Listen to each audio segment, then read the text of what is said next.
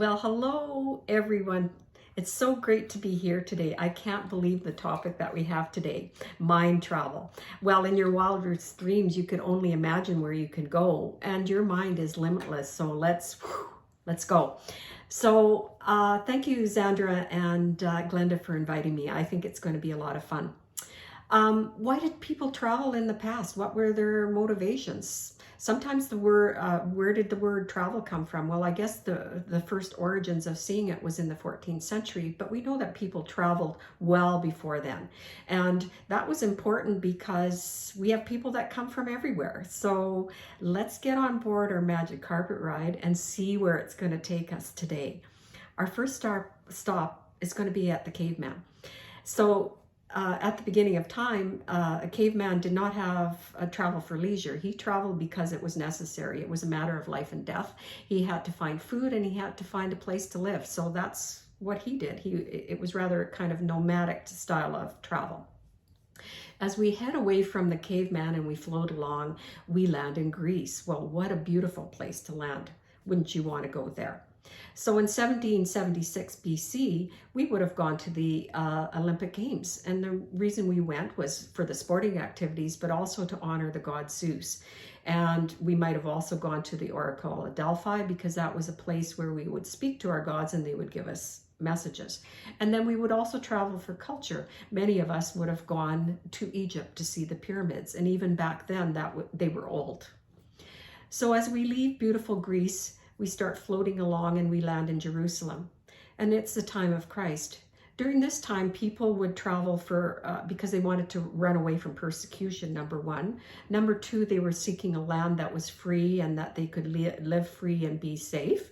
And number three, they traveled because they wanted to teach the word. And the disciples would go out, and many of them went from Jerusalem to Turkey to Greece to Italy, and they traveled on foot. So they went great distances to teach the word of the Lord, so to speak. As we leave Jerusalem, we start heading towards the Great Roman Empire. The Great Roman Empire stretched from Britain all the way to Turkey and encompassed all the countries in between. So they were great, they had great armies, so they conquered people, but they learned different cultures along the way. They also learned the different languages, but they were great road builders, and there was over 200,000 kilometers of roads that were built. So that allowed the armies to travel, the rich people to travel, and the people like you and me to travel. So they loved their entertainment as well. So they traveled a lot for entertainment. They went to their villas in the summertime. So it was like going to, at the seaside was going on an all-inclusive. They went to thermal baths. So it was like a spa vacation, wellness. And thirdly, they traveled for the entertainment. And Rome would have been like, with the Colosseum, would have been kind of like Las Vegas. So you went there for your gambling, the prostitution, you went for the games, you went for the chariot races, you went to watch the gladiators kill the Christians. So not a great time for the Christians for sure, but that was the kind of thing that they did. So they loved their entertainment and did a lot of travel and relaxation type of vacations.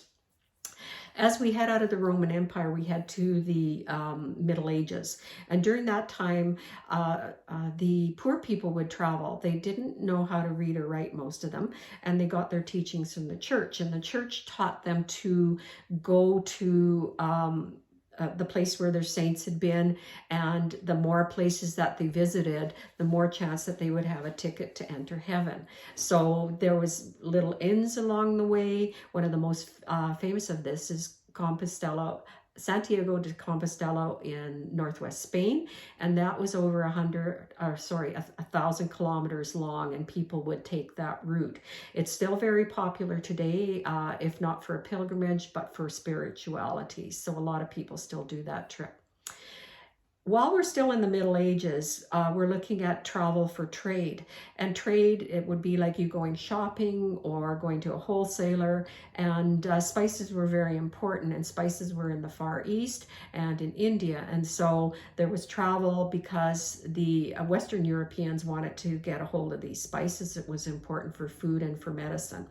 And the Silk Road was created, so spices would travel to one of the main wholesalers, which would have been in Venice. And Venice got to be very greedy, and they overtaxed people, and finally it was getting very expensive to buy spices. So then became the age of discovery. The royalty in Europe decided that they would pay for boats and for explorers like Christopher Columbus to find the route to the east.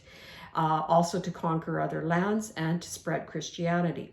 Now, what happened is that Christopher Columbus actually went the other direction, and he ended up in North America, but he found the treasures in North America. He found people, he found land, and he also took back slaves back to where he came from.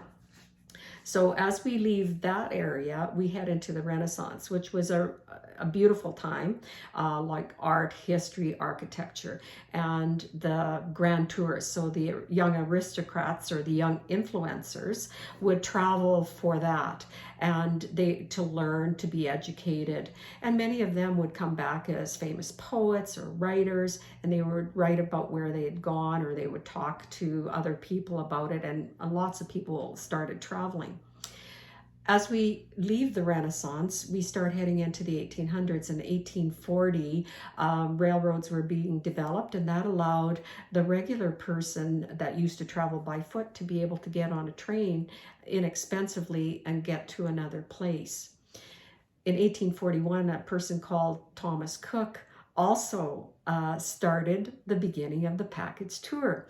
So he went from his town to the next town over by train and took several hundred people with him, and people loved it. So then he went farther afield, and eventually he went on, took people on trips to Europe and also to the United States. As we drift into the 1900s, we see the development of airplanes, and we go through World War I, World War II, and then we head into the 1960s, and that's the boom of mass tourism. And the reason for that is because airplane travel becomes available to you and I, and we're now able to travel to various different places around the world that we've heard about. And then as we're looking into the future, we're looking at where are we going? Well, we could possibly go to the moon. It's going to become available if we have the money to be able to go to the moon and back as a regular person. There's going to be a space hotel that's going to be built, and then people could fly to this space hotel, spend a few days rotating around the Earth, and then come home again, and maybe perhaps a trip to Mars. Right now, the trip to Mars would be a one-way trip, but apparently there's 10,000 people that are ready to go. So that kind of adventure travel is not for me, but I know there's lots of people that are interested in it. So as we're landing here, I want you to close your eyes, and I want you to visualize the very first place that you would go. Wherever that is, that's the place that you're meant to go when we're all able to travel again. That dream will no longer be a dream, it'll turn into reality. And the more that you visualize this trip, and the more that you make a vision board of it, it will become a reality. So keep on that dream that will turn into reality. And what can we do right now? Well, there's lots of availability of virtual travel tours, and my company actually offers one every Wednesday night. Different companies put on these seminars, and they're meant for the public to be able to view places to go and what you want to do. Another one is Stanley Tucci on CNN. He's actually going to Italy. He's doing a foodie type tour, but it actually feels like you're traveling along with him as his best friend. So it's really, really good. So I've been to Italy several times, and I thought it was very well done. And then if you are into artists, on Van Gogh and France, then actually in Edmonton, there's going to be an immersive art exhibit. You could go to this exhibit, feel like you're part of Van Gogh, and then maybe plan that trip to southern France and go to Provence even, and have a lot of fun. There's movies, there's books, and I have lots of links for other destinations as well that I can send to you. So if you can email me at mweber@tpi.ca, I can send those to you. It's been a thrill to be here with you today. I've really enjoyed my time with you. I hope I've given you some insight. And let's see what the other ladies say today, because it's been so much fun. Thanks again, and I hope to see you all again soon.